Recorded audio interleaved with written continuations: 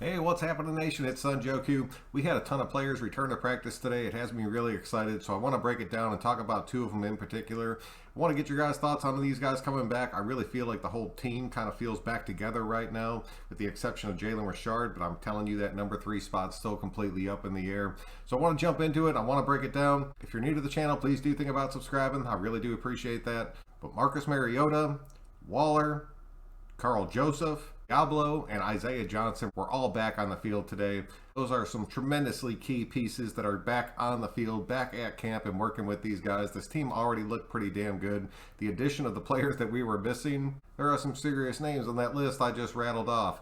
I am super pumped right now. I want to start with Isaiah Johnson. You guys know how much I love Isaiah Johnson. I caught a lot of shit when I said that I thought he was going to be cut off this team if he was not able to perform through camp because of injury again. I understand why you guys were so pissed off, but that is a reality. Seeing him back on the field, I'm really hoping we get to see him in the preseason game. I am pulling for this kid 110%. I really want to see him end up fighting with Hobbs to see who gets that starting slot spot, and then Lawson just cut off this team. I think that would be the ideal situation at this point. So Isaiah Johnson, I'm pulling for you to make this 53. Either you or Hobbs are going to be the starter in that slot, and then we have a true depth piece behind them in case something does end up happening with injury or COVID or some kind of bullshit like that. I honestly feel like that is the best 1-2 punch we could have at that position, and it's solid as shit in my opinion.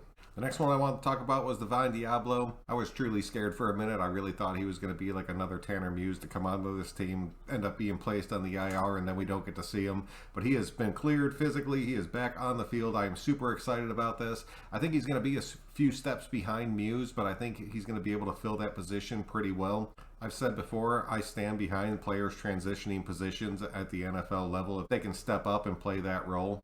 And a lot of you guys have told me that Diablo is going to make a huge impact on this team. I really didn't see it at first. I've said that a few different times. I'm really hoping seeing him on the practice field, seeing him through some of these preseason games. There are spots open in this linebacker room. He has a legitimate shot at locking one of them down, and he looks cool as shit in some of these lineups that I end up drawing out. You know damn well I'm going to end up pulling for this kid to make this 53-man roster. I understand in doing that, that pretty much spells the end for Javen White. A lot of you guys were pretty pumped on him after that first preseason game. The depth that we have on this team right now and the cuts that we are going to have to make, it's going to be painful for a lot of people out there, including myself, because there's a lot of dudes on the back end of this that I really want to see have a shot to make this 53, that in my heart of hearts, I know they're just not going to. I can only hope that they end up going practice squad, but some of them are just going to straight up just not be playing in the NFL this year. And it sucks, man, because these dudes work their tails off to end up getting that spot on one of these rosters, and then the longer you spend with a team, it's the less opportunity you have to show somebody else that you have a chance to make their 53. It's honestly a pretty cruel damn system, but it's the NFL, and that is what it is. By the time I think this thing ends up shaking down the 53, this roster is going to be strong as shit, and I cannot wait.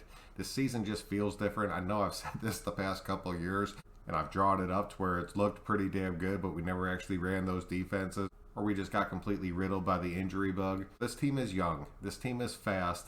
This team has true leaders on it. The veteran players that we have on this team have these younger guys completely bought in. You can tell there's a completely different focus about these players.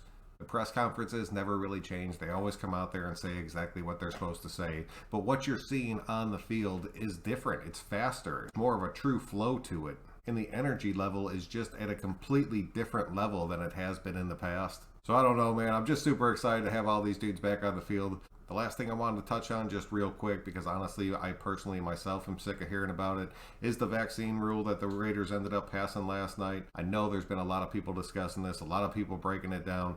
Honestly, you're going to see this happen across the league. So far, the fairest one that I have seen has been the New Orleans Saints. I really think that that ended up being the closest thing to fair. I really thought how the Saints drew up their protocols was the most realistic and kind of opened it up for everybody. But the Raiders saying that they were going to offer shots at game day before you walked into the stadium, and then as long as you were willing to take the shot, you could wear a mask and still go inside. I'm sorry, I don't care how you feel about this. That right there is the biggest fucking joke I've ever heard in my life. And yeah, I just lost my monetization, and I do not care, because that has to be said, dude. If somebody has COVID and they go get the shot and then they walk in there wearing a paper mask, it's not going to make a lick of difference if they got that shot or not. The whole thing sucks, and you're going to see different teams do different things.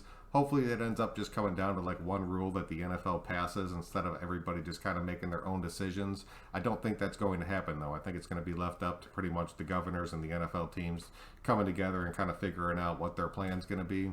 But regardless, there's not shit that you or I can do. You just have to follow whatever rules they put out there and just hope this shit passes as fast as possible, because I'm pretty sure everybody is completely done with all of this. So that's pretty much what I have for you guys tonight. Happy birthday, John Gruden. But I appreciate you guys checking out another one. If you could please click that like button on your way out, it really does help me out. But I'm Son Joe Q, and we will catch you guys on the next one.